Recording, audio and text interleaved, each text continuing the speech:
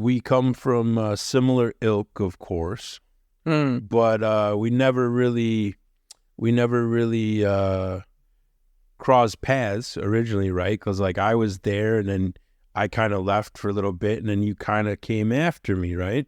Yeah, it was after you. So I didn't, but everybody, it's really funny because everybody told me, "Oh, you got to meet this dude. You got to meet this Moondog. They said you'd love the gimmick." And they're like, "Oh, it's basic." And I go, "What do you mean? What is it?" And they're like, "Well, it's basically your gimmick." Yeah. Chase would always tell me to look you up for point of reference and stuff. He said it was my gimmick, but with hair. But with hair. That's awesome. But that's so funny. So how did you fall into this Moondog character? One day it was like, I think it was my second day training. And the guy said, "Oh, he looks like a Moondog." And then it kind of clicked in my head. Because at the time I was like, you know what? It's like I really didn't know what I wanted to be, what my gimmick was going to be, other than just me. But then when he said the Moondog, I was like, you know what? Let's give it a whirl. And I've been a Moondog ever since. So yeah, I don't think anybody knows what their character is or should be. I think everybody like I have people you like young greener guys will pitch like a gimmick or something to me sometimes, and then they'll explain it to me, and I'll be like, "You mean like the Undertaker?" Like there's already that gimmick, dude. Yeah. Yeah. I'm like, I think somebody's doing that already, But like I don't think you ever really know. And then like usually like I started off I think with like a masked gimmick or something. My whole thing was I always worked as myself and then under a mask so I could work twice on the shows. Okay. And like get more ring time in and stuff. Because when I started at the time, there's like too many guys and like there wasn't any ring time, Yeah. So you either had to like help out with music or security or something like that. And then eventually if somebody didn't show up or something, you got tossed in there, or maybe if you had a royal or something like that. But so I would like do like something under a hood, and then I would do like wrestle as my own character. But I went through like so many variations of characters, dude. Yeah. Before I even came into like my own thing that I was doing. So I don't know, but like that's kind of cool though that you kind of got that gimmick, like character gimmick, like right away. Did you watch a bunch of old like Moondog tapes and stuff to get into character and things like that? Oh yeah, I still am a huge wrestling fan, but like I watched all the shoot interviews, read all the books, watched all the old school stuff, and I remember thinking as a fan, when I was strictly a fan, I knew how wrestling worked, or was at least pretty close. And then of course when I started wrestling, I realized, wow, I was not. No, I had no idea what I was talking about back then. But yeah, I knew of the Moondogs. I just seen, I think his name is Moondog Bernard on the Indies when I was just a fan. And so I was like, okay, let's run with the Moondog. So it started out as just the original Moondog. Then it's kind of evolved into my own iteration of it. And now it's just like, it's kind of flannel hippie dude. It went from just caveman to flannel hippie guy, like with the cool bandanas and stuff. Yeah. But but like it's a nice like it wasn't one of those like forced changes either. It just kind of went that way, and every year I think there's like it keeps like upgrading or changing or going a different direction. Like yeah. When you say like when you were a fan, like what's your first like what like your era of wrestling? Like what is the first kind of thing you remember watching? Like if it was a big pay-per-view or something like that. Other than the video games, growing up and playing those before I knew wrestling, my dad was flipping through channels and I landed on Sci-Fi, and it was Tommy Dreamer, Jack Swagger, ECW on Sci-Fi. Okay. So, and I think everybody I tell that story to, especially wrestlers, like I could hear their knees click, just going, oh, like feeling old. I So remember was that like late 90s? late night. No, this was 2008. 2008. Okay. Yeah. Well, because I remember like, and I'll date myself, but like when I was a kid, I was a fan of 80s wrestling. So Yeah. like WrestleMania 4, you know. Yeah. That was my big. That was one I really remember that stands out. But when I was in high school, it was like kind of like late 90s where we'd always have like Raw and Nitro get-togethers. Yeah. And like one guy had satellite, so he would put on ECW, you know. Oh, that's awesome. So we'd see a little bit of all three of those, you know. And that was like right before I got into wrestling. Yeah. So That is really cool. but I don't know, are you still a fan? Are you a fan of wrestling or a fan of the business? Because I didn't watch wrestling for a while once I started. Yeah, and you're not the first to tell me that, actually. But no, I'm still a fan. I still watch it. I may not watch it live, but I'll go back and try to watch some of it. I love going back to watch other stuff. Like as of late, I've been watching the 2008 Champion Carnival from All Japan. Just random. I'll bounce from, say, Survivor Series this year to watching a Mid-South show to watching WCCW to watching 80s All Japan to watching a Terry Funk match to watching the 2008 champion. Like I said, it's so ADHD and bounces around what I'm watching. That's good though, because you got to see a variety of stuff, and then you can pick little things that you like out of different styles and things like that, you know. So that's pretty helpful, because I would like you know, watch some lucha stuff or watch some old you know, like old stuff from like Mid-South, or they always had like ESPN Classics always had like old AWAs, which AWA would run Whitewater, Wisconsin, where we used to run all the time. And so I'd watch old AWAs and they'd be like, oh, we're live from Whitewater, Wisconsin. I was like, that's so cool, you know. That is really neat. But yeah, I remember being a fan of wrestling, and then once I started getting into it, I'd kind of pay attention to it a little bit here and there. But I think I've watched it more now, 20 years later. Yeah. You know. Actually followed it, right? Yeah. Because like this past year, I think maybe probably because I have like the Peacock or whatever, I could just tune in the pay-per-views whenever I want. Yeah. So that's been pretty nice. Before, I remember being a kid, like you had to like go rent a box and pay for the pay-per-views and then maybe record it on VHS, you know? Oh, yeah, of course. Yeah. I've actually been ripping those. I got a box of VHS tapes, wrestling ones, and some of them are like actual like pay-per-view recordings. Oh, nice. Yeah, dude. I used to have every one of them, man.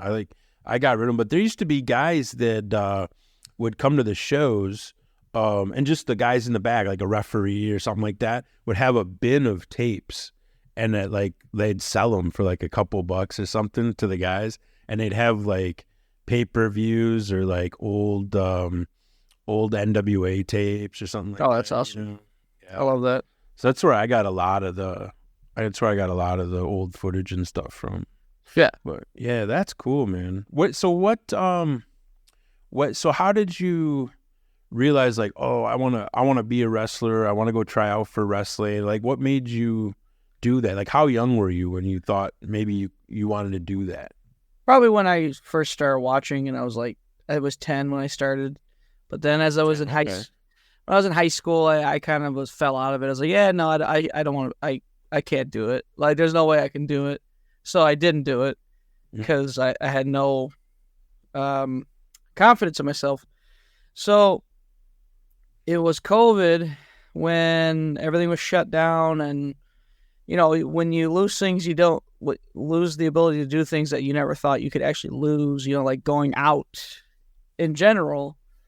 That was when I realized life was short. I was also like mentally just crushed by that point, just from everything, the world being crazy and everything like that. So I was at that point where it's like, I have to change something. And then the idea popped up, and I would get the ad for the first place I trained at every now and again on Facebook. So my ads targeted you. Yeah, so pretty much. So If it wasn't for Wrestling Andy's ads. I did have something to do with this. Yes. Yes. So I contacted the place, which I was told I was talking to Pete. Yeah. So I pretty much got the information, went there, and I had no athletic background. I was 300 pounds. I didn't do a damn thing physically. So I was blown up instantly, but I kept going. I got a gym membership, and then again, I kept going. I was like, the goal is like, I got to get to my first match, got to the first match. Okay, I got to get through the first year, got through the first year, and it just keeps going up and up and up. And I tell people all the time, I never thought I'd make it this far because I didn't think I'd make it this far. Because, like, again, when you come from no confidence to all of a sudden, I guess, you see you're ranked on these lists. People are tagging you on posts saying, I want to wrestle you, this, that, and the other. It's like, I must be doing something correct. Because it's pretty sweet. Well, dude, I'm telling you, like, wrestling has a way of, it builds your confidence. It's all repetition, and a lot of it is to see if you'll keep coming back. Yes. Because I've seen so many people come in for tryouts and or just come in like a year and just blow out completely. Yeah. Oh yeah. Or usually something happens or some personal situation or family situation or something, and they just blow out. You never see them again. Yeah. They just kind of disappear. But I've seen so many people. But like the people that stick it out, man, are you can tell like it's awesome. I think seeing somebody that's like never been in there before, and then all of a sudden they're like confident, controlling, calling a match in the ring, and like having fun. And it's hard because somebody once told me, they said, a friend of mine said, I don't think I could ever be in front of people like that, especially in a singlet, especially half naked, and I mean, that's way different than getting up and like, because some people are afraid of like public speaking and stuff, it's terrifying. Even me, I've talked in front of people and you're just nervous, but there's something about being a character and in front of a crowd and performing that it's totally different and it makes you feel completely comfortable. That's wild. It's a wild. Isn't that crazy? Isn't that crazy? Yeah. I don't know, but yeah, that's so awesome. So yeah, I did have a hand in that. Yeah. That's really cool. Huh? But I mean, I'm not surprised that people are hitting you up all over because you got great, training. You got all the basics down. Everybody knows right out the bat that you know what you're doing. You know? So you're like, head and shoulders above a lot of people right out of the gate. Thank God. So that's cool. But yeah, I don't know. Like I'm trying to think. Like I was always like, I remember when I was a kid. I don't know if I was 10, maybe a little younger than 10, but yeah, it was probably right around there. And I was just like so into wrestling. Like that's what I told everyone I wanted to be when I grew up. Yes. To the point where I was even saying that in high school. But like, so you didn't do any like school sports or anything like that? I think I did karate like as a kid. I did karate. I did too. I did, but I didn't. I sucked at it, and I didn't put forth 100% effort. Which again, like me now versus me then. If that was me now, I'd be like mastering that stuff. But right, are trying to anyway. But back then, I didn't care. But it's just so I barely had any kind of background. I like not even theater, which because like you can. In wrestling, it's got theater kids and jocks, so yeah. But I didn't do any of it, which is again wild because like to be able to go from where I started to where I am now in almost strides, like it's crazy. I think some of that's a good thing because so I didn't play any I didn't do any high school sports or anything like that. But so like a lot of people I know that were in high school sports right now, they're like beat to shit. Yeah. And so like when we start training, like wrestling, we don't have all that wear and tear on us. Right. Yeah. It's fresh. So you could probably do this for like 20, 30 years, I hope so. If you stay off the top rope, I couldn't believe it took this long, but I think it was back in August. I think it was August. Somebody pulled me aside and was saying, maybe you should switch your finish. Because, like, long-term wise, I was like, when my knees start hurting, I'll switch it. Because, well, then when you have, I got to pick up Austin Idol at an NWA taping when I was helping out. And when I told him my finish was a top rope knee drop, he goes, that's a hell of a finish. And I love, after we get out of the car, he goes, so your finish is a top rope knee drop. I'm like, yeah. He goes, hell of a finish, kid. And he just kept going. Maybe he was ribbing, but in the moment, I was like, oh my God, Austin Idol. Yeah, no, I cringe when I see guys working without knee pads on. I train without knee pads. I'm just like, I can't stand watching it because I know how my knees feel. You know what I mean? Like, I know how my body feels when I get up in the morning. Boz and Axel Rico constantly give me and Chris Miller, they constantly give us crap because we're training without knee pads. For me, it's just I forgot them, and I keep forgetting them as of late. But yeah, so I actually had somebody, buddy of mine, gave me like my first pair of knee pads. Yeah, so I remember I didn't have knee pads at all, and I remember Derek St. Holmes, he had an extra pair of knee pads, and he just goes, here, these knee pads were King Kong Bundy. Here you go. And he just handed them down to me. I still have them. To this day. But that's when I was like, oh, Trace knee pads. Okay. Let me invest in a pair of those quick because those are awesome. That's pretty cool.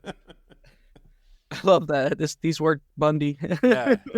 And he was probably bullshitting, like, I don't know, but I still have them, and I've always brought an extra pair of knee pads or something, and just in case anybody needed them. Yeah. So I would always have like just extra gear in my bag just in case. That's pretty right. I think I gave out a lot of wrist tape.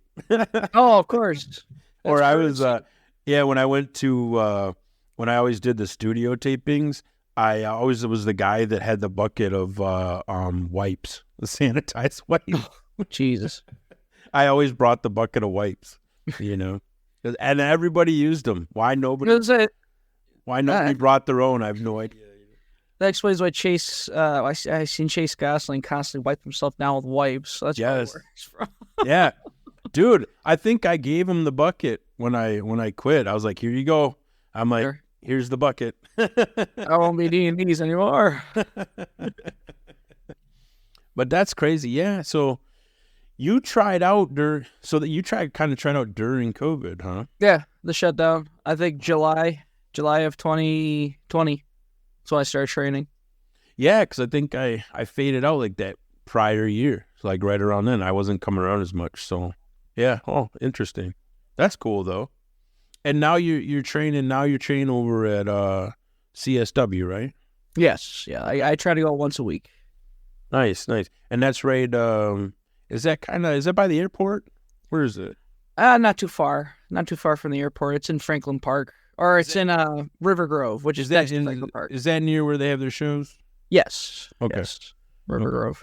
Cool. Yeah. It's the only reason that I used to go twice a week and it dropped to once because now that I'm making, like traveling on the weekends, and then my car is up to 90,000 miles. So I got to start budgeting the miles. And then, again, the distance, cause it's an hour's drive. And then of course it's Chicago, so it's busy. So tack on an additional 15 to 20 minutes and such.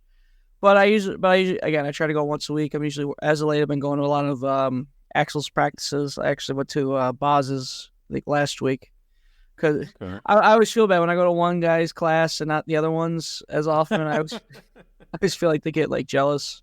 They're like, "Oh, why aren't you?" Or I'll get the occasion, "Why aren't you coming to my class?" I was like, "All right, I'll be there. I'll be there. I promise." Yeah. I mean, I would try to, and it's tough.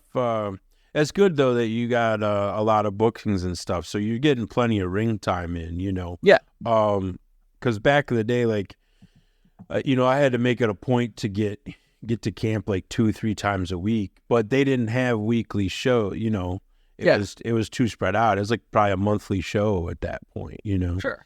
and then you had to travel around to the different towns. But I think getting into the ring and just getting that timing down, and getting those, keep repetition of the basics and stuff, even after, even if you're working shows, you still got to get in that repetition and get bumped around and stuff. But I talked to everyone I've talked to, but like one time I ran into I was in Las Vegas for a techie geek convention, Sure. and one of the booths had Ric Flair come to sign autographs for 2 days. Okay. But nobody there was a wrestling fan, right? And so I'm like, oh, nobody was going up to the booth really and getting and bothering him.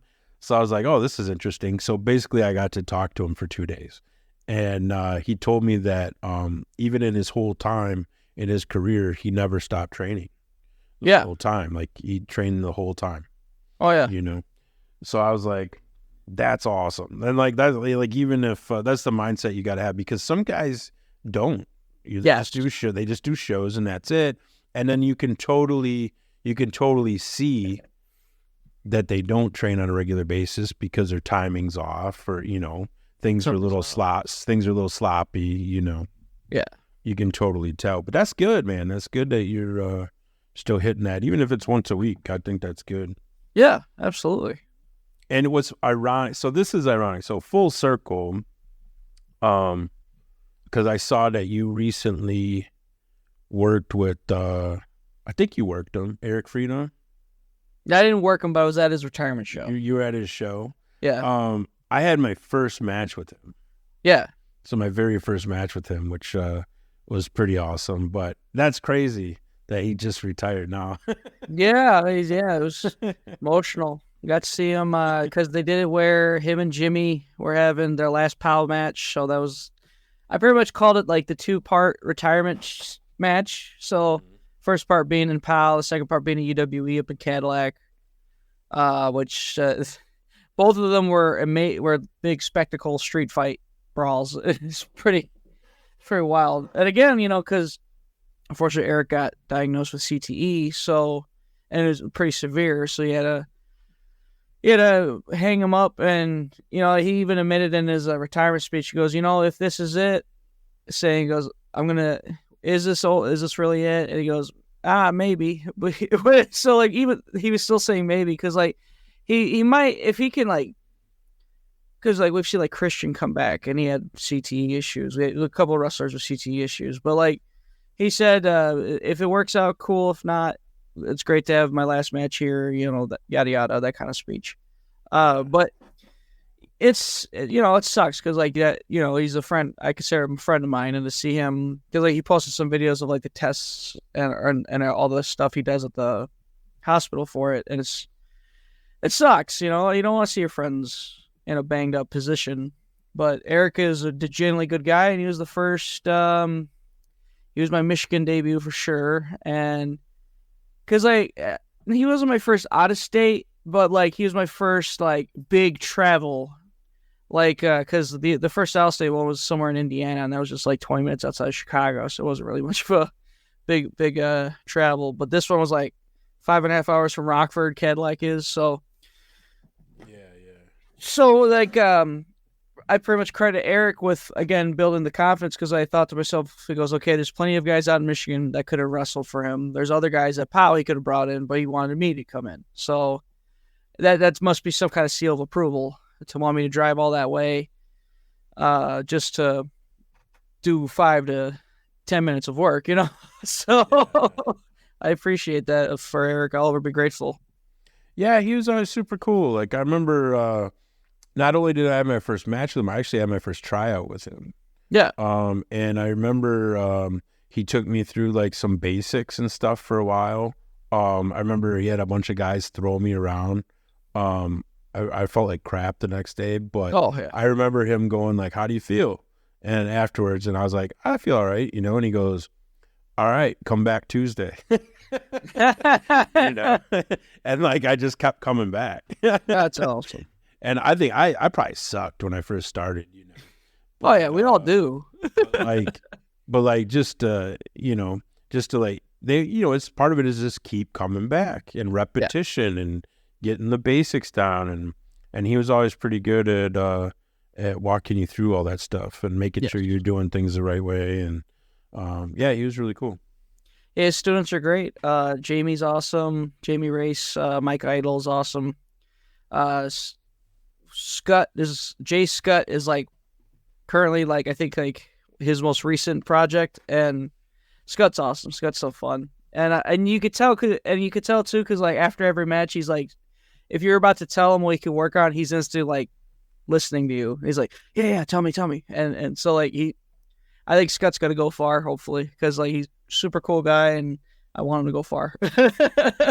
Yeah, cool. And they're in like the Michigan area. Yeah. The Freedom Foundry, I believe the school is called. Okay, cool. Yeah, so what, so you're kind of working, you're going all over the place, and you started going out of state, right? You're doing I saw you got a license. Yeah. You got a license somewhere. For Missouri. The Missouri, I know Missouri, Kentucky, and maybe Kansas. There's a couple places that still have an athletic commission for pro wrestling, so I pretty much have to go through the process of getting it, which all they need is pretty much you print out a form off their website, you and your doctor fill it out after a physical, send in blood work, make sure you don't have HIV and hepatitis and all that, and then a check for $40 and you're good. There's your license. So I got reached out from a promotion, and they're like, hey, doing anything this day? Also, are you licensed in Missouri? Would you be willing to get one if you're not? And I was like, yeah, sure, I'll go through the process. And of course, me being me, I didn't print out the form.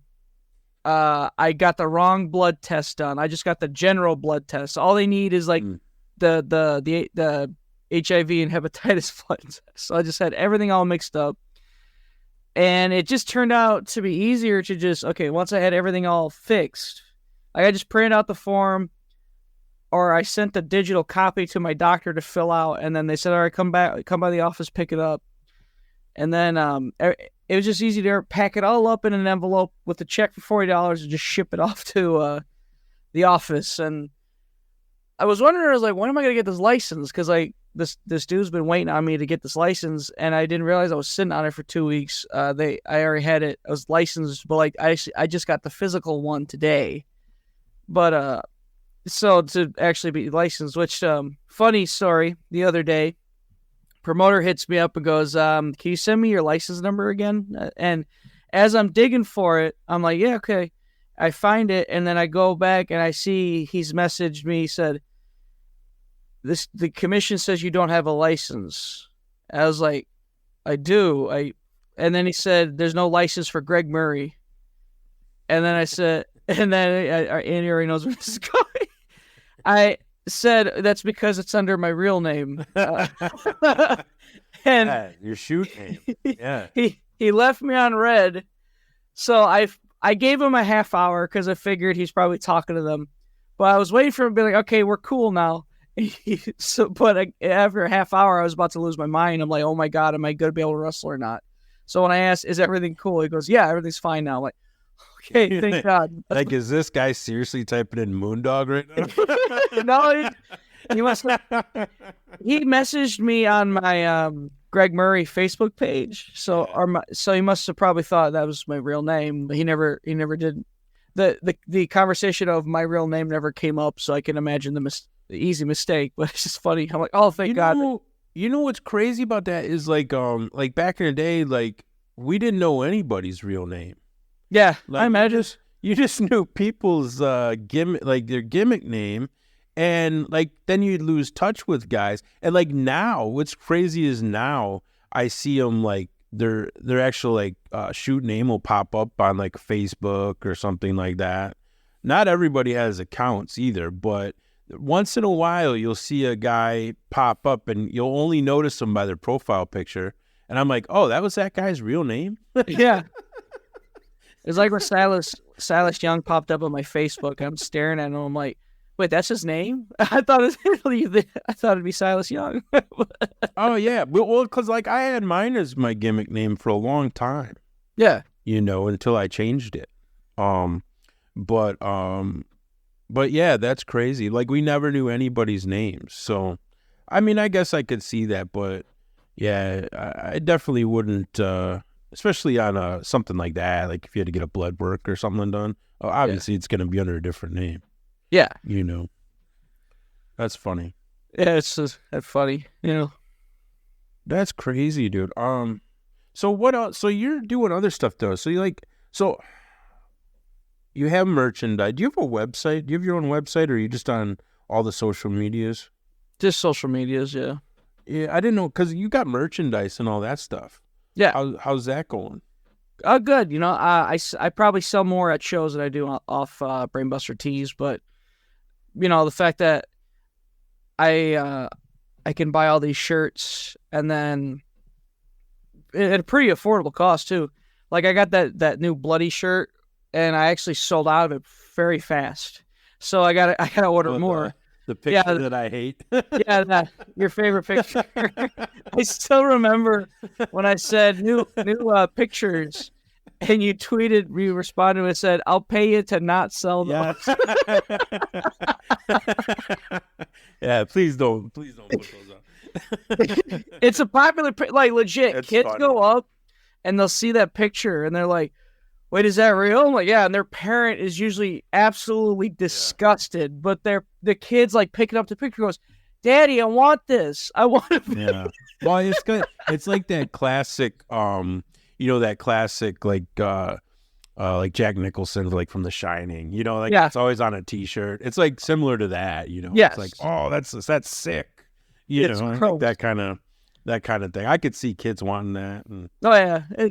It's funny. Cool. Man. It's different. And like, that's why I always loved like hardcore wrestling as a kid, because it felt like I wasn't supposed to be watching this.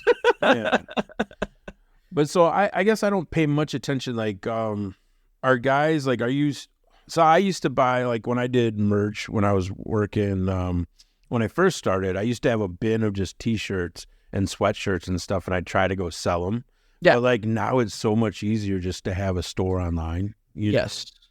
Are you doing a little bit of both, or just keeping like a local, just a small quantity for shows and stuff? Or I usually get 5 of each size, and sell. And once I sell out of those, buy another.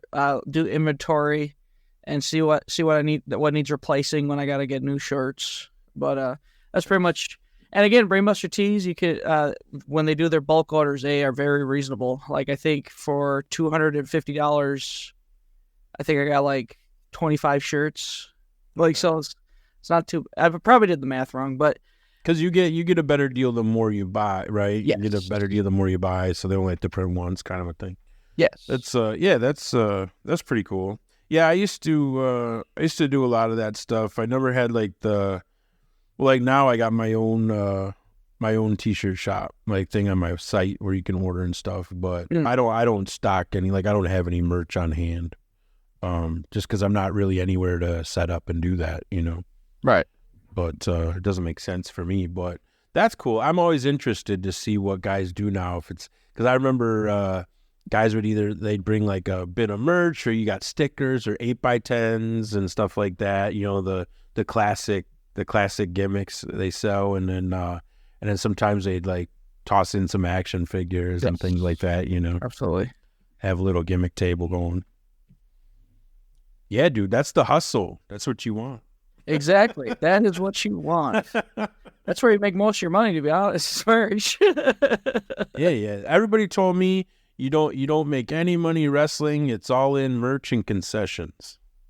Pretty much. Yeah. That's the deal. I remember I turned a $40 payday into a $140 payday, because just, thanks to merch. Yeah. It's cool.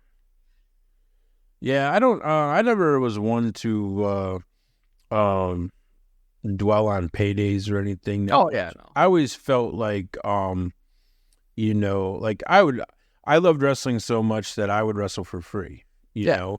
But I figured like at some point everything comes back, everything comes back, And I would always too, like, and I don't know, maybe you're the same way, but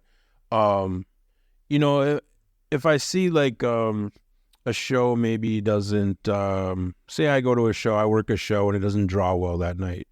And I appreciate that the promoter would still be willing to pay me. Yeah. But sometimes it's just like, dude, just put it back into the show. You know what I mean? Like it's not that big a deal. Like we'll just get it next time. You know what I mean? There was I want to keep having more shows. There was a tribute show somebody did. I didn't know the guy, but when they were collecting donations, I just got my envelope. I didn't even open it, and I went to give him the envelope, and the guy said, "No." I was like, "What do you mean? Is this taking?" He goes, "No, I'm not taking your payday." I'm like, "Well, I don't care." Like that. The whole if I didn't want to open it, get tempted to keep it, so I was like, "Nah, I'll just give him it." And he told me to keep it. I was like, "Fine." But no, I've worked free plenty of times, and got no issues doing it, no qualms, especially if it's like close by, or like I like the promoter, I really like the promotion, but like, for the most part, I do like to, have at least gas money or at least McDonald's after the fact. Give me money for something, but yeah. Well, and it just feels right, Yeah. It does. It's nice. It's nice to get something. I've always been to the point where it's like, okay, well, you see how the show does, and everybody leaves with something, but if we do better, everybody leaves with more. You know what I mean? Yeah. So it's like that's kind of always the philosophy that I had with wrestling. Like, how can we make it to where everybody gets more? You know what I mean? Yeah. Like, let's build it up to that. So that's always what I try to. That's always what I try to look out for. I think a lot of people forget that I actually was a worker up until a few years ago.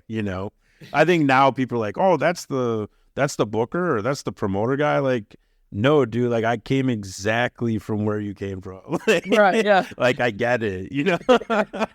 Been where you're at. Some of the best promoters I've worked with are former wrestlers. So yeah, well, because they get it, dude. Yeah.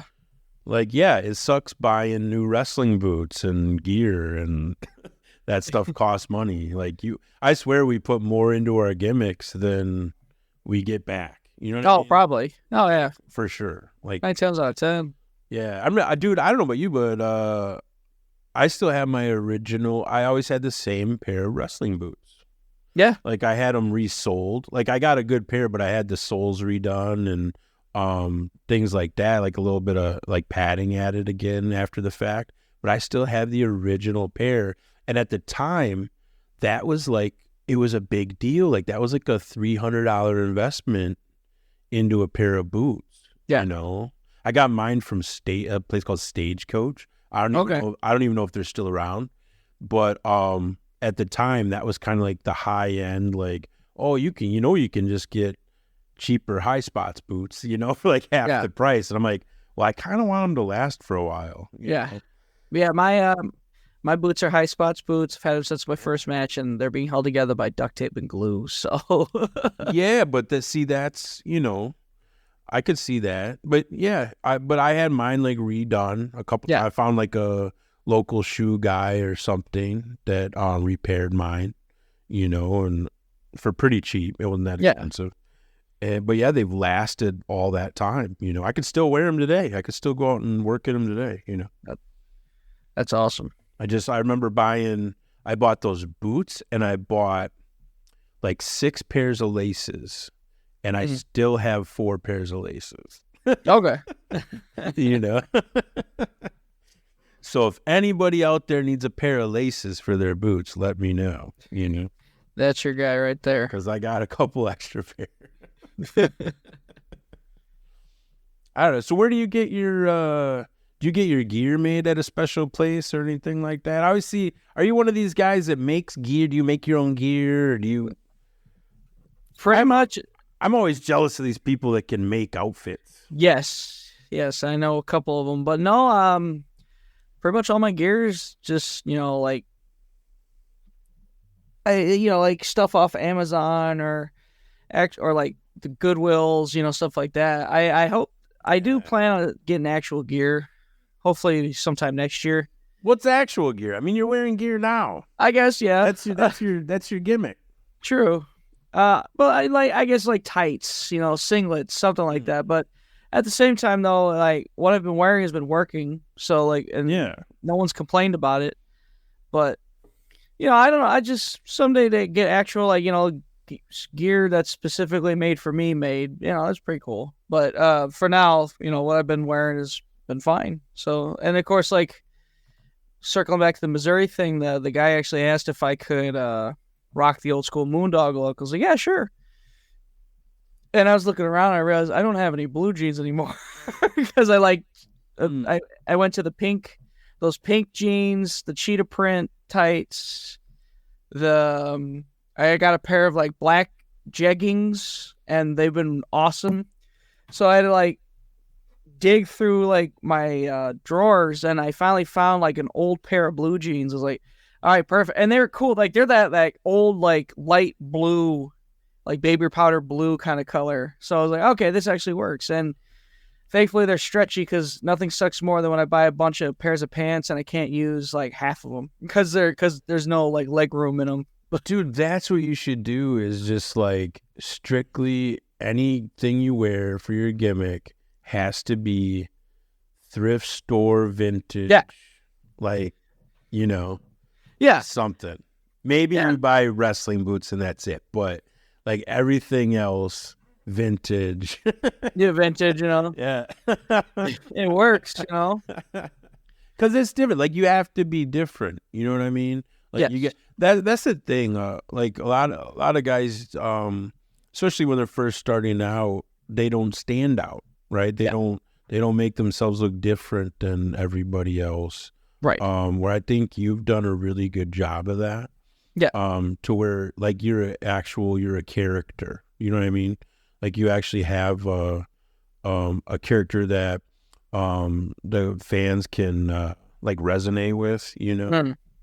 Where a lot of guys, they might do some cool moves and stuff, but they're not getting that personality over. Yeah, like the people. You got to connect with people. Like they could, right? Yeah. That was an advantage I had too when I first started wrestling. Was I was able to get people into it. Because again, like when I was like brand new, I knew nothing. So it carried me along through whatever woes I had in those early matches. But yeah, the character is so important. I think people really sometimes like throw it away for more athleticism, which is cool and fun. But again, character is kind of what helps you stand out. That's something I learned, and I think that's what's got me so far was just the character stuff, Yeah. I mean, people still message me because of it. To this day. Like, it's crazy. Like, the things that I don't even think about. You know what I mean? Like, I was like, I have people come up to me now, like, oh, I remember when you did this back in the day or back in, and I'm like, you remember that? It's like, I don't remember that. I'm like, awesome. I'm pretty sure I said that, but cool, That's the best part. You're like, tell me the story, and I'm like, I don't remember this, but it definitely happened. I bet you it happened. But yeah, I remember we'd always even get fans involved, to be part of the show or part of the match, even a little bit, nothing crazy, but they have to have involvement in what you're doing. Yeah, that's how they get invested in it, But yeah, I think you do a pretty good job of that, and people resonate with that character. I would just keep doing what you're doing, for sure. Just keep improving. That's the other thing. Did you ever, so back in the day, even when you were a kid watching wrestling or growing up, I vividly remember myself that I would always pretend to be hurt. Oh, and sell? Like I would always, but that's the thing. I didn't know what that was, like in a wrestling term. Okay. But as a kid, I would always like with blood capsules. I'd always try to. Oh, yeah. I just probably, my grandma would always. I'd always like try to like get into a fight with my cousin or something. Then I'd have a blood capsule or something, and I'd pretend like he busted my face or something like that, and just to get a rise out of her. But I was always selling and pretending to be hurt, or like that, like my arm got hurt or my leg or something like that. And so naturally, I was just really good at that for wrestling, Yeah. But how did you learn about selling and stuff? Like, did you pick up on it right away, or like just getting into?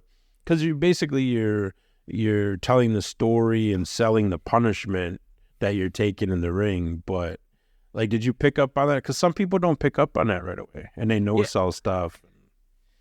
In general, yeah, like growing up, me and my brother always wrestled all the time in the living room. So of course we was fitting, getting hurt and everything. Oh, taking finishers, a lot of DDTs in that house. I think, but yeah, selling came natural, thankfully for me. There's a time every now and again where like I could have done a better sell, but like that's just nitpicks, honestly. But no, thankfully, again, I think what really helped was the character work and the selling came quick to me when I first started wrestling, because I think that's what really trudged me along with, my bare bones moveset and such.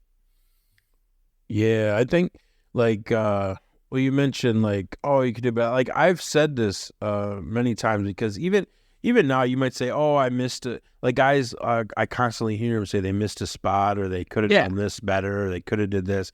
And the thing is, dude, I've heard like green people say it, but I've heard people that have been in wrestling 20, 30 years still say it about their matches and stuff.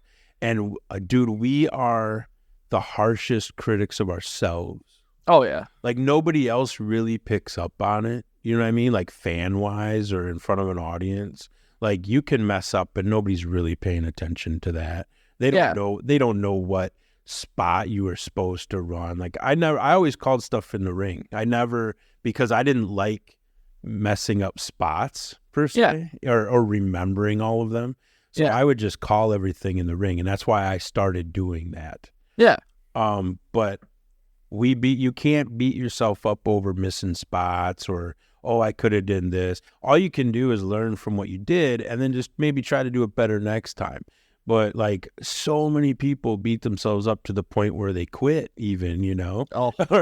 or they're just like, oh, are you sure? Like they're just questioning the whole time. And I'm like, stop. You're fine, boo. Stop it. Like we beat ourselves up, dude. Yes. We're like our worst critics. We are. That's the give and take of wrestling, I think, is that we torture ourselves.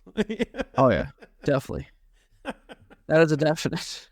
I'll tell you another thing you got going for you though, and several people have told me this, and maybe it's because I was kind of taught this too, and maybe it comes from our similar training, but a lot of people have told me, because I don't spend a lot of time in the back, but a lot of people told me that you're one of the few people that are constantly, asking questions. Yes.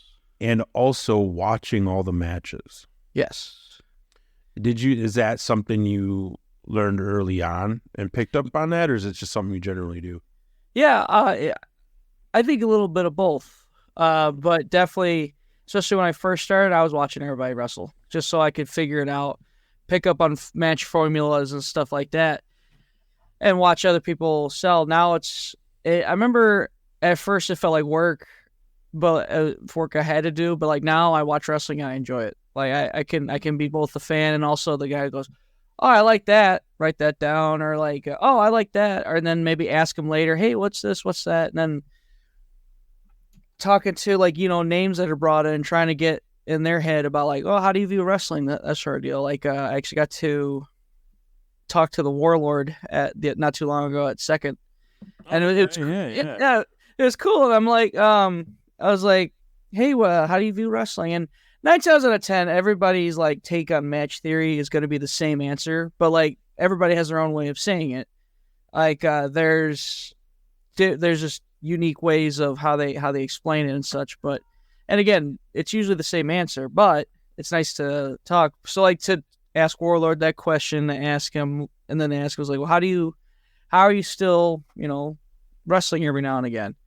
And, explaining goes, oh yeah, after a while you gotta, adjust how you work out because your joints, this, that, and the other. Also, again, like basic stuff, but like I could tell because, growing up, you've always heard the stories of like horror stories of vets being mean or something like that, or just being jerks. Yeah. But like, so far, I've only had one case where that happened, but like, even then, it wasn't even that bad. It was just like they kind of like blew me off. I was like, okay, whatever, cool. Was it me? No, it was not you. It was not you. I've only had one case of that, asshole.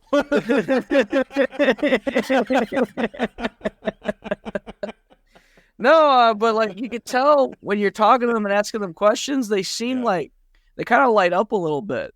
Like when they're like, oh yeah, okay, oh yeah, I can answer that, and it's cool. I love that, and it's making me, again, like confidence being such a new thing, and like putting myself out there to ask these questions because like I might miss an opportunity to get to ask him that question. Maybe I won't see the Warlord again. That sort of deal. Yeah.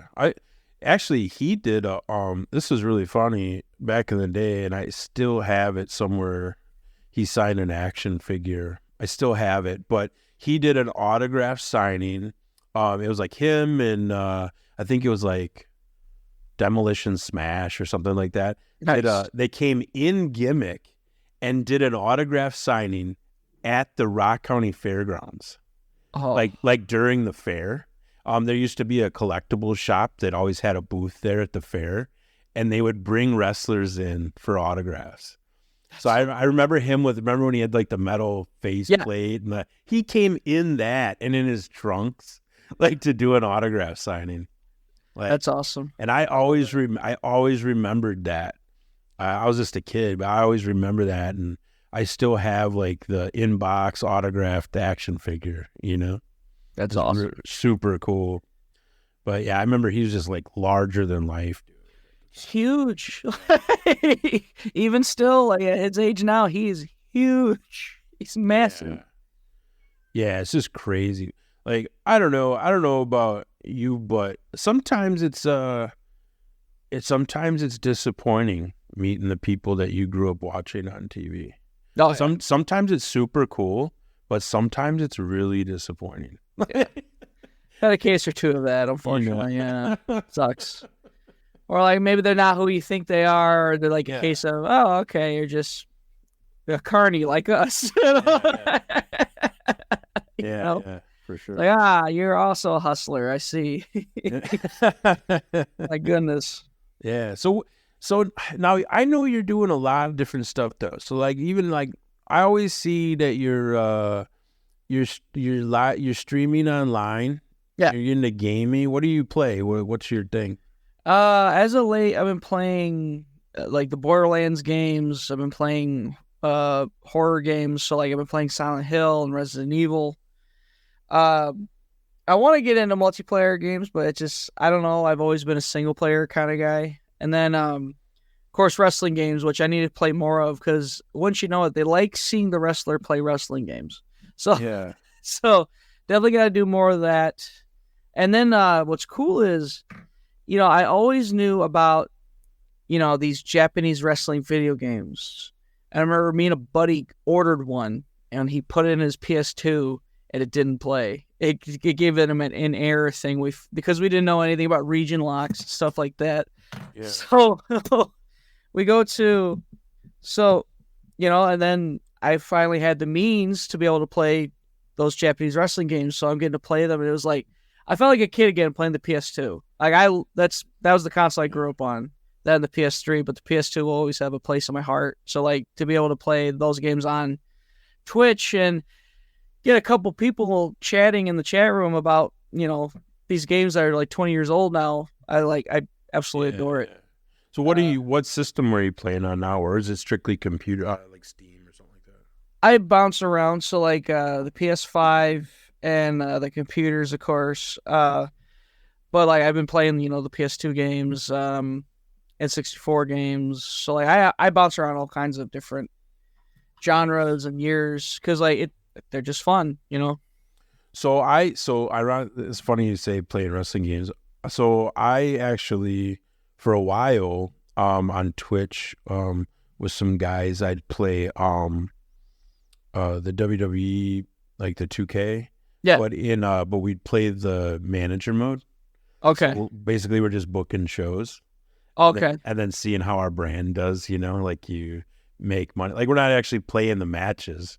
We're just simulating the matches, but booking the cards and stuff.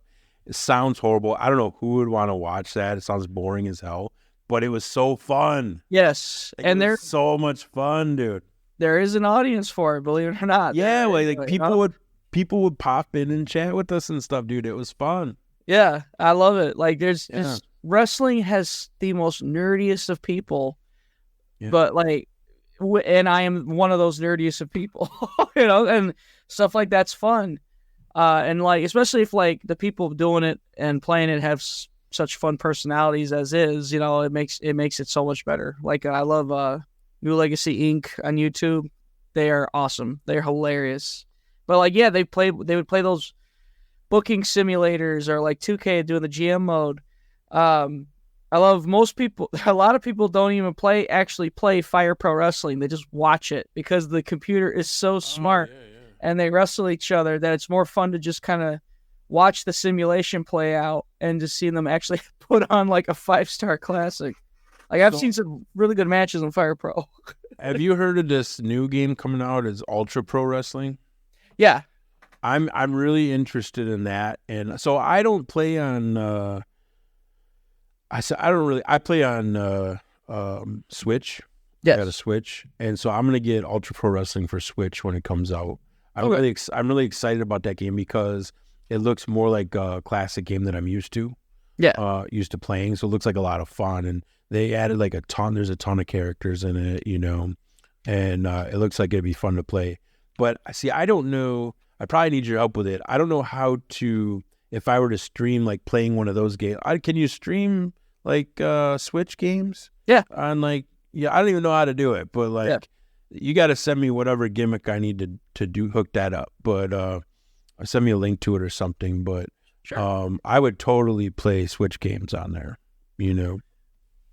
I think that would be a lot of fun. I know Connor plays a lot of, we've talked about it, he plays a lot of retro games. Yes. Like I don't know how he does it, but he's playing all kinds of retro games on Twitch and stuff. So I think that's pretty cool. Once in a while, I'll pop in the chat, if I got a few minutes, I'll pop in and see what's up, Say hello. It's funny. It's funny how many guys are into, gaming and stuff like that. Just as like downtime, It's nice to be able to unplug from the real world and just go into this video game world, Yeah. And I've met a lot of cool people, through Twitch and I used to do a weekly streaming chat, I talked wrestling, where I met these guys. It was called, the platform was called Blab. I don't know if you ever heard of Blab before. They're not around anymore. Okay. But somebody was like, "Oh, you should get together with some of these guys and do a weekly Blab talk show or whatever." So I was kind of like, I was the wrestler out of the group, and those guys are awesome. Like, if someone didn't message that to me, I would have never met those guys, That's right. And it was so much fun. And I still message them. I was messaging them today, just sending them links to something, something funny or whatever. And yeah, they're super cool. But it's kind of cool, like all the people you can meet. Just the people you meet through wrestling in general. I've met so many people, dude. Oh, yeah. Like so many just cool people, Yeah, I'll always be thankful for wrestling because, like, I met, some of my closest friends, especially meeting Shelly and Joey and Mateo and all them, Victor. Yeah, dude. Yeah. Well, that's the thing. Like, even now, like, if you think about it, this is crazy. Like, I was done wrestling. I wasn't even looking at doing anything more with wrestling until about like just this last year, right? Or this last like year and a half. And I didn't even know that that Adam Stallion was still working, you know. Yeah. Because again, I knew him under a different gimmick name. Yeah. Right. Wow, and then when I found that out, I was like, oh yeah, dude, like you guys should come work in Janesville. And then through that, from all you guys that I already knew, and then like, of course, you were just grandfathered in. pretty much. I think because of the gimmick. Yeah, the gimmick.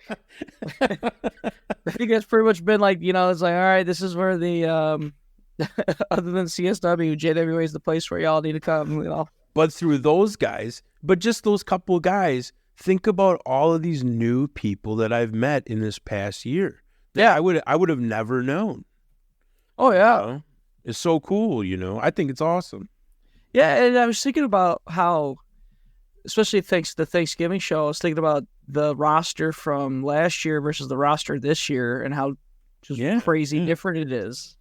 All the fresh faces and such, the fresh characters. Yeah.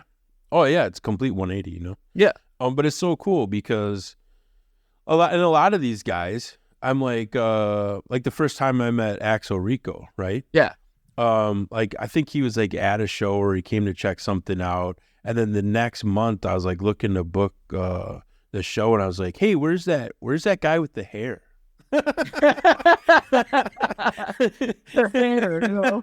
And like that's how he got booked, and like I love that guy, like he's so much fun.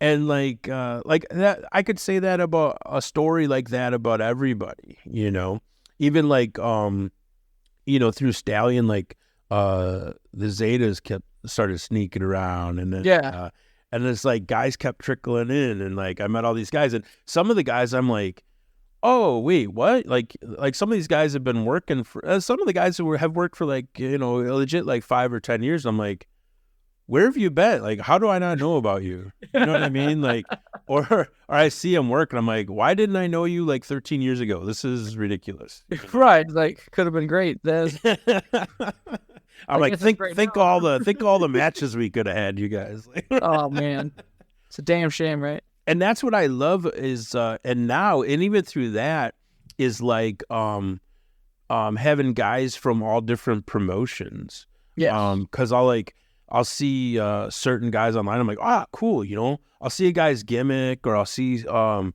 moves he can do or something. Or like, I'm really good at like pairing guys together, of like matchmaking. Yeah. I'm like, I'd really like to see that guy work like you or like one of the other, and just to like be able to make that happen is so much fun. Yeah, it's a cool thing, right? And then it gets guys out of their comfort zone a little bit too, Because I think a lot of guys just stick with their core groups and they don't intermingle that much. And then some guys do. Some guys will go to all the different shows, Oh, yeah. I love too because like JWA is one of those places that actually gives us like time. Like, I think my average match length with JWA is usually 10 to 15 because while like other places, like literally I drove up to Michigan a few weeks ago. Again, 5.5 hour drive. I come up, hey, what do you need? What do you need from me today? And he's like, you and him, we just need 5 to 7. And I'm just like, cool. Meanwhile, I go up to Andy, I'm like, what are you thinking, Andy? 10, 15? He goes, if you can go 20. I'm like, all right. Then me and BXB went 20. Yeah. Get more time out of it. Or I just go, yes. Yes. But it's like, but that's again where. But see, that's the time that I would want. You know what I mean? Like that's, if I was working, it's like, hey, could you go out and do 20? Or hey, we need a little more time. Can you do 30? You know what I mean? Yeah. And I'm like, yeah, dude, I want time, of course, So like I give a lot of people a lot of leeway to not only have longer matches, but that's how you get to experiment with your character and learn how to work and not just go through spots, and you learn how to kill time and work the crowd, and that's how you get better. You know what I mean? Like if you go to somewhere and they just want you to do like a 2-minute squash or something, like what are you gonna get out of that? What are you gonna learn at the end of the day? You know what I mean? Oh, then getting cool footage for your highlight reel, that's about it. A quick highlight. Yeah. But like you get some value out of it though, you get some experience. That's how you get, like, everybody wants experience, but that's how you get it. You know what I mean? Absolutely. You gotta just keep working, I love it. Do you call a lot of stuff in the ring? If not, you should. I definitely, I do both. So like there's some guys I can plot out an entire match with, and there's some guys that are like, all right, follow me in the shine, I'll follow you in the heat. Here's the comeback, here's the finish. Okay, see you out there. There's some guys you can do that with. But then there's other times where it's like, I think I'm glad that I can do both, because there's going to be a time where like, oh, you don't need to go as fast, you don't need to go as crazy spot planned and everything like that. But then there's shows like, okay, here you got to remember this. He's like, you got to remember all this, and it's helped with my memorization. It's just funny though, because I cannot remember clients or people at my day job or what I did last week, but I can put together this match and I can remember the spots. And then you work a guy who forgets all his spots. Yeah. But that's where in situations like that, that's where it's great to be able to do the old walk and talks, because then I can slow it down, I can grab them, we're like, all right, let's do something from here. I call it in there. A lot of mine was always like, nope, we're not doing that. I've had that happen. Nope. I remember I can't remember who it was, but I remember they called something and I reversed it. I kicked him. I said, nope. And then I did something else. I think it was time to go home or something. So like they were calling like one extra thing. I was like, nope, kick. Went into the double down or something. I wish I could remember who it was, where it was, but it happened. I know it did. Yeah, I know there were times where I think people were kind of scared of me for a little while, but there were times where the promoter would tell me, I'm going to put you with these green guys. Don't talk to them until you get in the ring.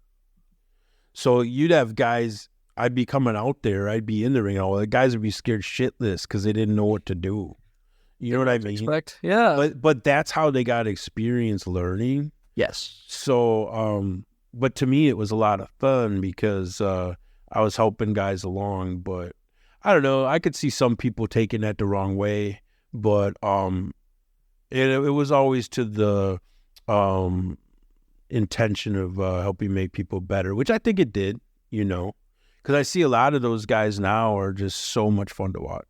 Yes. And I see them calling. When I see people that I knew all they did was call spots, but now they're going out to kill time and they let loose and they have fun and they're calling stuff in the ring. I'm like, yeah, dude, I knew they could do that, Yes, absolutely. But you just got to put that time in. Like I didn't start off that way. You got to put that time in and learn that and mess up a ton of times, until you get comfortable enough to be able to do that, Yes. So sometimes you got to fail to learn, It's what it's all about. It's what it's all about, So what else? Like, so you're doing video game. You've been I've seen, I follow your social medias. I notice you've been thirst trapping a little bit. I need to do more. I feel like I need to do more of that. Oh yeah. You'd get a following. I don't know if it's the audience you're looking for, but you'll get a following. Well, I don't know if you're familiar, but I used to have quite the following on YouTube. Oh, baby. Because I used to do the headbutt to the balls. Oh, man. And there's been many a playlist with my name on them. That's awesome. Yeah, I post those pictures, one, because like I like to think that if I go back 3 months later and see, I like to hopefully see like some kind of change in body type, but sure. But it's also mostly because it gets likes because people are horny online, so it's intentional. Absolutely. I always hated pictures of myself. I don't even think I could watch I don't even like watching my own matches. sometimes I'll see a little clips here and there, but I was just like, no, I did that. I'm not. I lived it. I don't need to watch it back. Yeah, I don't need to watch it back. I never really liked a lot of photos and stuff, but I need to post more. I need more traps. I got to post more traps. That's the thing nowadays, you know. Oh yeah. I got to have some links out there, you know. The LinkedIn is in the description, you know. Yeah, spicy links they usually call it. That's what they say nowadays, but that's cool, man. So what else you got going on? You got any other ventures going on? Me and a buddy do a podcast once every 3 months. Yeah, well, tell me about it. What do you guys podcast about? We got 3 shows. It's Plastic People, which is pretty much a toy where we talk about toys we got and just have a conversation from there. Oh, nice. Yeah. Just like old toys and stuff? Yeah, like old toys or like pickups we get. Yeah, pickups we get, and then it just trails off into conversation, and there's an hour right there. We got Animations Anonymous, where we talk about like animated stuff. Mark Media, which is everything else, video games, sitcoms, stuff like that. That's the plan anyway. But again, like we'll get on a good track of recording stuff, and then it just falls off a cliff. It's like, dude, I tell you, man, it's hard because so my buddy Chad and I, we had a podcast that we did for like 7 years or something. We even turned it into a local radio show for a little bit. But we had like hundreds of episodes, and we met like we tried to meet like every Thursday night, right? Like clockwork, and do this show. And we met so many awesome people and had so many fun. Like we had comedians on, we had musicians on, like all kinds of cool people, right? Yeah. And got to meet so many cool people. But at some point, like just life gets in the way, dude, you know? Like everybody gets busy or your life's change. But I think now you can just pick up and podcast whenever you want. Yeah. And like you're right back there, you know? So you got 3 different podcasts? You'll have to send me the links. Yeah, it's all on Shellstrike Network on your favorite listening apps. Nice. Same title as the Twitch channel and the YouTube channel, you know, because like that's where all the outside of wrestling, video gaming, and podcasting happens. Yeah, for sure. Yeah, it's so easy to just like create something now, and I mean, I guess it's better if you do have like that repetition or like that weekly cadence or whatever it is, monthly cadence. But nowadays it's like you could just record something whenever you feel like it and just share it out, you know. Yep. And people can choose to listen to it or don't. But I think that's super cool. I think it's super cool that you're even trying all those different things. You know what I mean? Yeah. It's like a lot of people aren't doing that, you know. Yeah. Just, you know, stuff to do, trying to stay out of trouble. As much trouble as I can, you know. But dude, you'd be impressed by. I still have all my old action figures and stuff in a box from when I was a kid.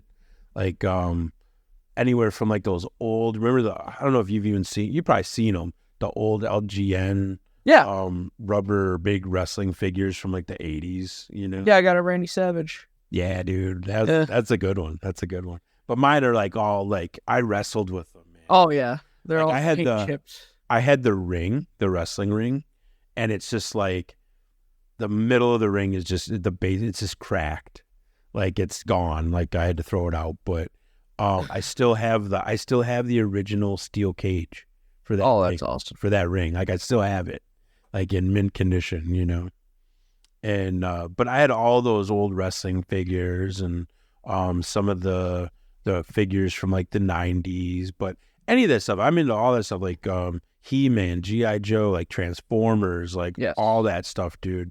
I got a ton of that stuff still. I never got rid of it. Like that's awesome. Yeah. But I always went, like one time I was in Las Vegas and they had one of those like, you know, those like vintage toy shops where they have all the old toys they're selling. And just walking in there was like, oh, I used to have all that stuff, you know. Like just to see it again, you know, or going to any of those Comic-Cons or anything like that, like just to see the old stuff. And even the old video games. I think I've always been like fascinated with that stuff. Yeah, just trip down memory lane anytime you head up these stores and such. Yeah, it's so crazy.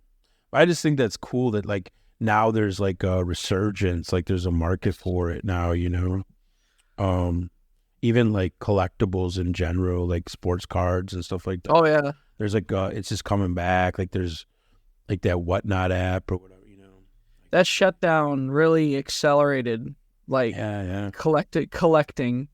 It was insane.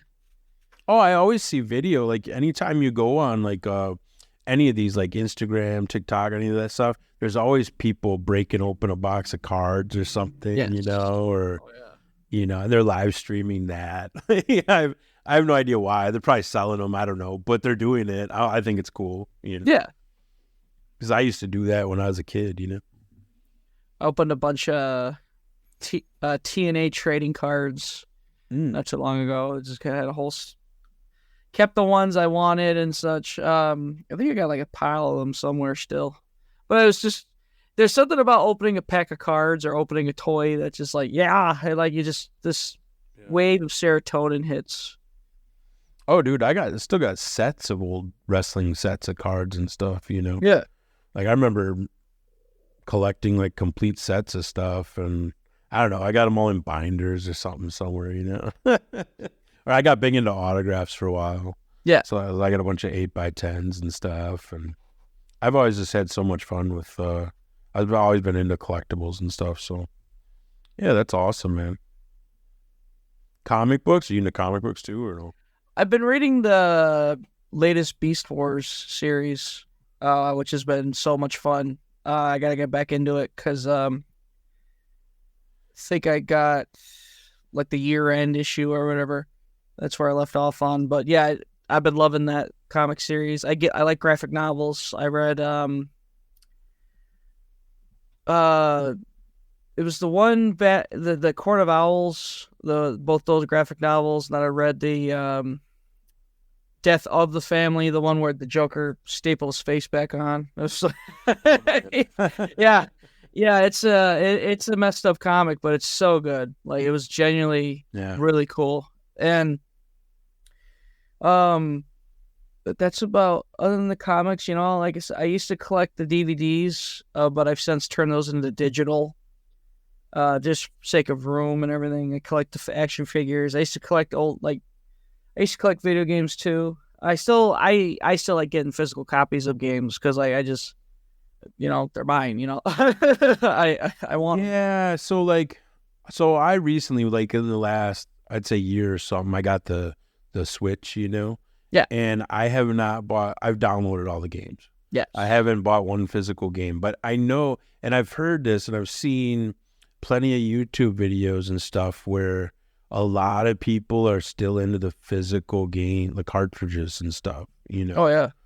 And I'm not sure why that is. Do they load faster, or like, I don't know what it is. Like, what's better? Like, what do you think like loads faster on the system? Just having a cartridge, or not, or just having it straight downloaded on your system? I've never noticed a difference in load up, but like obviously, like when I'm in a pinch, God, it's great to be able to just download it straight off the store. But like when I want, like especially the Resident Evil games, I want the physical versions of them. I gotta go out. I gotta go my way, be patient and pick that up. But I think like we're still in that era of we put in the disc and it plays. Like when they introduced the PS5 and the Xbox, the new one, they had the digital versions and they had the disc versions, and you can get the digital versions for a very reasonable price because no one really wants them. They still want the disc version. And so it wouldn't shock me if when they do of course they do the re-release or two of a console, I'm sure they're just it's gonna be the disc version. They're not even gonna bother again with the digital version. But I think I'm sure there'll come a time where eventually discs are gonna be gone. But honestly, I think it's really the only discs that are still thriving, because like at this point the only reason to buy a Blu-ray or a DVD is if you're collecting, because or if it's like or if it's a movie, you know, that like bounces different streaming services and such. But even then, you can still go on Amazon Prime and buy a movie. You know, in two clicks. I mean, we stream so many things now. I got rid of all my physical like DVDs and stuff like that. Like everything is just available now. You know. Yeah. It's just so crazy. But I remember like video game cartridges where you had to like blow on the cartridge, like Nintendo. You had to blow on the cartridge and like hit the system and like just to get it to work, you know. Get it to load, right? Just to get it to play it, you know. But I don't know. I've never got into like now, like maybe it's more of a Nintendo thing, but I feel like the digital copies and the physical copies are the exact same price. Yeah, like you don't even get any discount. There's no leeway whatsoever. Nintendo just does not give a fuck. Yeah. No, yeah. They're like, nope, same price. Pay it. Still same price. No, nothing different. But yeah, I don't know. I guess I could see one benefit, like I think with physical copies is that you could actually borrow it to somebody. Yeah. So it's not like tied to your specific account. So I guess I could see some benefit there. Or if you wanted to like take a game to like a buddy's house or something and everybody's playing it or something, you know what I mean? They don't have to buy it. Or it wasn't what you thought and you can return it, you know? Or trade it. Yeah. I suppose, yeah. Yeah, because like GameStops and stuff are still in the game. And they're still in the game. They're still... Barely, but they're still doing it. Yeah, but like you can still buy like used copies of stuff and try different things out for sure. Oh yeah, nice, man. This is great, man. I'm glad we got to take a little time to actually catch up and talk about some of this stuff because I just knew we came from the same kind of wrestling background, same school and stuff, but we kind of really never crossed paths. Yeah. Other than I book you for the shows, right? But even then, like we don't get to talk that much, you know what I mean? Right, because it's a day of the show, you know. Yeah. We got so many things going on. Exactly. It's crazy, and I'm hardly in the back anymore. You know what I mean? Yeah, I miss that. I miss like being in the locker room and stuff. Oh yeah, but yeah, that's awesome, man. I'm glad we got a few. Well, it's not a few minutes, but we got a little while to chat, so that's really cool. No, yeah, I appreciate you having me on. This was a lot of fun. I'm glad I got to talk more than just wrestling. Got to talk about everything else. Oh yeah, dude.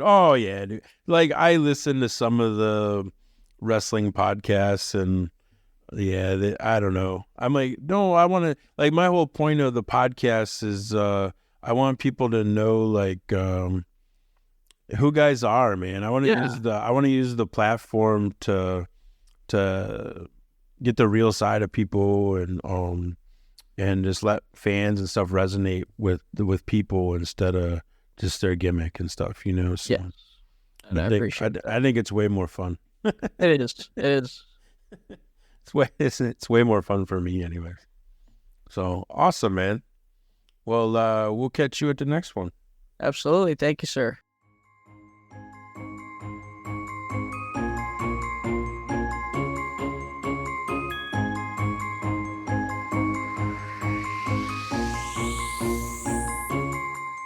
Sleigh bells ringing, diamonds blinging, carols singing, favorite season. Sleigh bells ringing, diamonds blinging, carols singing, favorite season. They said, Saint Nick, what you got up in that bag, yeah? I got racks in my sack or in my bag, yeah. They said, Saint Nick, what you got up in that bag, yeah? I got racks in my sack or in my bag, yeah. Frozen, neck is frozen. Catch me rolling, I'm the chosen. Snow is falling, Elfie's calling. Check my list twice, most of y'all done. Sleigh bells ringing, diamonds blinging, carols singing, favorite season. Sleigh bells ringing, diamonds blinging, carols singing, favorite season. They say, Saint Nick, what you got up in that bag, yeah? I got racks in my sack or in my bag, yeah. They said, Saint Nick, what you got up in that bag, yeah? I got racks in my sack or in my bag, yeah. Dasher, Dancer, Prancer, and Vixen. Comet, Cupid, Donner, and Blitzen. No, I can't forget about the one with the red nose. When I fly high, my sleigh still stay 10 toes. Bring the beat, bring the trees, bring the cheese. Put the lights up, 'tis the season. Need no Grinch types, no Ebenezer. Don't believe this, y'all need Jesus. Sleigh bells ringing, diamonds blinging, carols singing, favorite season. Sleigh bells ringing, diamonds blinging, carols singing, favorite season. They said, Saint Nick, what you got up in that bag, yeah? I got racks in my sack or in my bag, yeah. They said, Saint Nick, what you got up in that bag, yeah? I got racks in my sack or in my bag, yeah. They said, Saint Nick, what you got up in that bag, yeah? I got racks in my sack or in my bag, yeah. They said, Saint Nick, what you got up in that bag? I got racks in my sack or in my bag. Merry Christmas, everybody.